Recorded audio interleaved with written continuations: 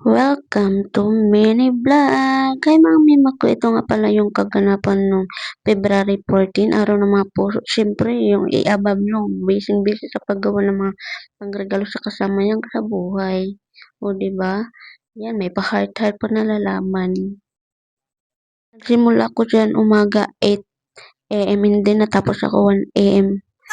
Kasi nga, ang hirap pala mga mima ko gumawa ng heart-heart dyan, mga DIY. Kasi naisip ko, bibili pa ba ako ng kung ano iregalo ko or ako na lang gumawa, 'di ba? What? Kaya mapapasabi ka na lang for the go. Wow! Yan, muni-muni yan gawa-gawa. By the way, mga mima ko na napasok ako dyan. Sobrang sakit pala napasok mga mima ko. Yan, gumagawa ako ng mga pangregalo. Siyempre, mga mahal natin sa buhay. Kailangan natin bigyan din ng regalo. Deserve nila to. O dyan,